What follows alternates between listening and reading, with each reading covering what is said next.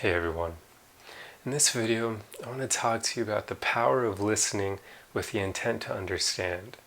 Now, I'm sure we all know that majority of the time when we listen to other people, we listen with the intent to reply.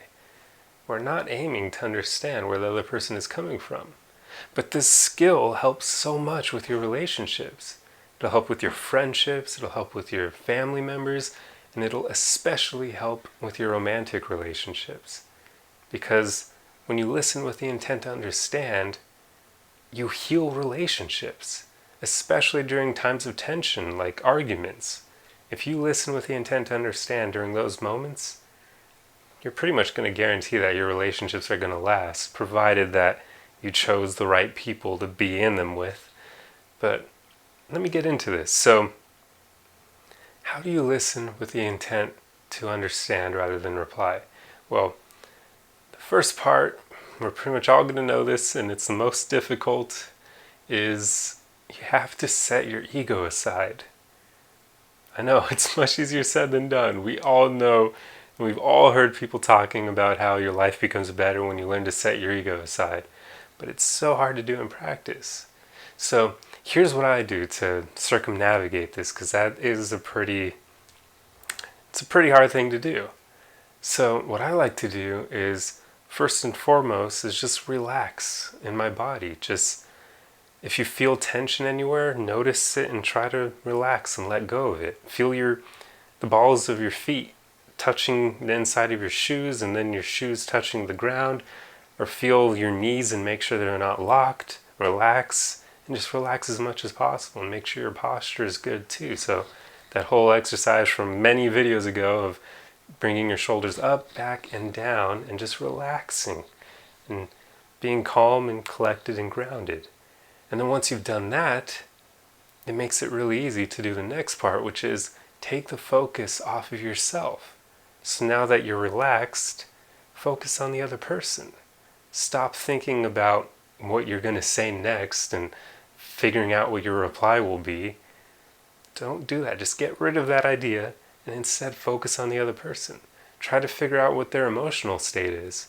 Look at their eyes. I mean, we all kind of know that we have this innate ability to read people's emotions based on eye contact. And some of us may have lost that here and there from using technology too much, but we all have that ability to some degree, and we can all improve it. So use that, and then focus on their body language. See if they're kind of closed off like this, or whether or not they're also relaxed themselves. So those two things will help you kind of figure out what their emotional state may be. But then the final part is just ask clarifying questions. You can't read their mind, so at the end of the day, the only way to figure out how they truly feel is to ask them. Ask them questions. And then with that, they'll impart to you how they feel, and then it makes everything a lot better. So let me dive into this with an example. Say you're in a relationship with someone. We've all had those moments where we get into an argument over something pretty stupid, and we even realize it's dumb in hindsight, but by then the damage is done, right? Well, oftentimes you'll find that the fights that you get into may not even be because of you. They may not be your fault or your partner's fault. It oftentimes is because of outside things that happen during our day, and we just get so emotionally drained trying to deal with everything that we bottle up all these emotions inside and never release them. And then when your partner says something to you, or you say something to them, you could set them off, when normally if they were relaxed and grounded, it wouldn't affect them at all. So say your partner is having a bad day at work, and one of their coworkers is annoying them or isn't pulling their weight, and say that during their commute to and from work they dealt with a lot of annoying people in traffic and nearly got rear-ended. So say that they've got all this pent-up frustration and anger from their day. So then when they come home to see you, if you say the wrong thing or even make the wrong joke, you could set them off.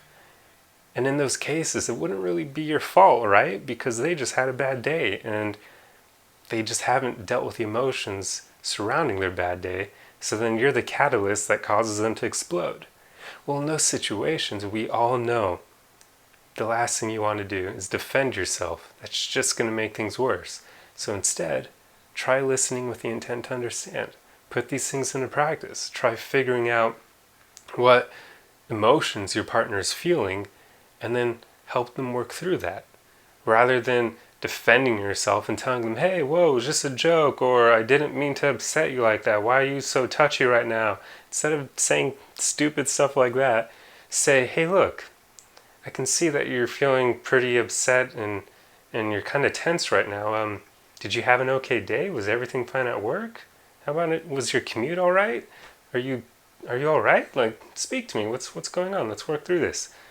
That's gonna help a lot more than defending yourself. And these skills will make your relationship so much better. I mean, this kind of stuff can save marriages if people would only put it into practice. So many pointless fights can be solved by just listening with the intent to understand. And I truly wish this was something I was taught in high school or college or just anywhere during education, so people would have better lives, because relationships are so important to having a great life, and we often just shoot ourselves in the foot because we don't know these things. But I hope this video helped you, and I hope you have an idea of how you can listen with the intent to understand after watching this. Anyway, I'll see you guys in the next video. Arrivederci.